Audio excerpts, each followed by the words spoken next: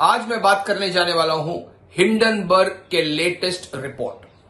Hindenburg की latest report यह कहती है कि सेबी चीफ और अडानी के ऑफशोर फंड में कोई ताल्लुकात, कोई संबंध है। आगे हिंडनबर्ग की रिपोर्ट यह भी कहती है कि सेबी चीफ ने और सेबी ने मिलकर कार्रवाई अडानी के ऊपर इस कारण से बंद किया क्योंकि उनमें कोई मिलावट है या उनका कोई लिंक है। इस रिसर्च रिपोर्ट से यह कहलाता है कि सेबी और अडानी के बीच जो संबंध है ये एक ही कारण हो सकता है जिसके कारण सेबी ने अडानी के ऊपर एक्शन नहीं लिया। तो आज मैं आपको समझाऊंगा कि ये सही विषय है, सही रिपोर्ट है या इसकी जानकारी सही है। मैंने ये पूरा रिपोर्ट पढ़ा, कल उनका ट्वीट पढ़ा, उसके बाद जब रिपोर्ट आया तो मैंने सारा चीज उसमें पढ़ा। इस रिपोर्ट में आपको ये याद रखना है और जानना है कि कोई सॉलिड, एकदम स्ट्रॉन्ग एविडेंस कोई भी नहीं है। इसमें बहुत बेबुनियादी एस्पिरेशंस जो इंग्लिश में कहते हैं या आरोप लगाना होता है वो बहुत ज्यादा है। और आप इस रिपोर्ट को अगर ध्यान से पढ़ेंगे तो आपको यह भी समझ में आ जाएगा कि इनमें से कई इंग्लिश वर्ड्स जैसे we think, we assume, maybe, ऐसे कई इंग्लिश शब्द प्रयोग किया गया है जिसका यह मतलब जारी होता है कि शायद, हमें लगता है, हम ये सोचते हैं, हम शायद ऐसा हो सकता है। कभी कोई रिसर्च रिपोर्ट अगर किसी के ऊपर, इंस्टीट्यूशन या इंडिविजुअल के ऊपर कोई आरोप लगाता है तो उसमें बेबुनियादी चीज नहीं होना चाहिए मगर सॉलिड एविडेंस होना चाहिए।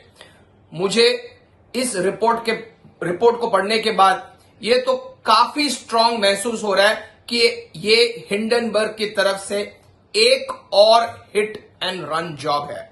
हिट एंड रन जॉब के मतलब है आप एक रिपोर्ट बेबुनियादी पेश कीजिए जिसका ना कोई एविडेंस है, ना कोई सबूत ठीक तरह से है, ना कोई कोर्ट ऑफ लॉ में जाके वो सबूतें खड़ी हो सकती है।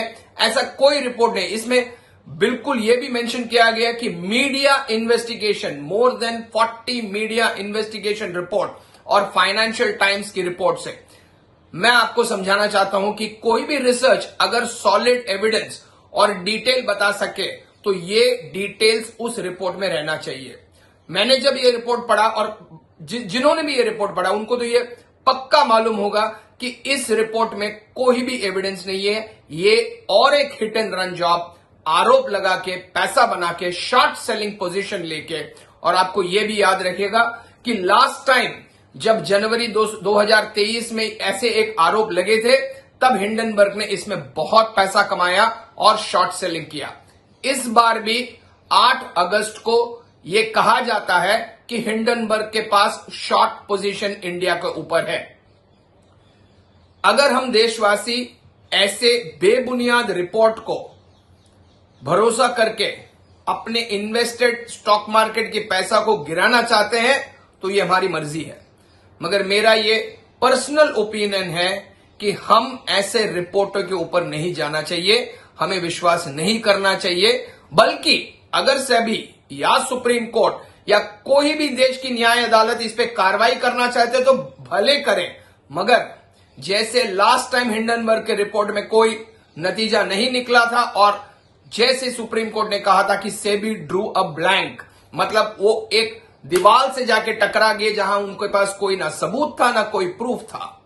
इस बार वही सेबी के ऊपर हिंडनबर्ग ने भरपूर आरोप लगाया है, मगर मुझे यह नहीं लगता है कि ये खरे उतर पाएंगे इस आरोपों पे और इस बार वो वापस फेल होंगे। बल्कि हिंडनबर्ग का ये तो जायज लगता है कि एक ही एम है कि हम इस न्यूज को फैलाएं, पब्लिक में डर बैठाएं और मार्केट को गिराएं, देश को शायद थोड़ा डिस्टेबलाइज करें, स्टॉक मार्केट थोड़ा गिराएं और इस टोटल चक्कर में खुद पैसा बना लें। तो आपके पास रिपोर्ट है पढ़ने के लिए, आपके पास बहुत इंटेलिजेंस और सोर्सेस है। आज इंटरनेट की एज और एरा में सब इंफॉर्मेशन आपके लिए अवेलेबल है। जांचिए, पूरा इंफॉर्मेशन को पढ़िए, भरपूर रिसर्च खुद कीजिए, उसके बाद आप इस पे नतीजा लीजिए कि इंडियन स्टॉक मार्केट और आपके सेविंग्स को आपको कल बेचना चाहिए या नहीं। मेरे हिसाब से ऐसे बेबुनियाद रिपोर्ट पर जाके हमें कोई रिएक्शन नहीं देना चाहिए। जैसे न्याय और अदालत में कहा जाता है इनोसेंट अंटिल प्रूव्ड गिल्टी, यहां ठीक उल्टा हो रहा है। यहां लग रहा है गिल्टी अंटिल प्रूव्ड इनोसेंट। धन्यवाद।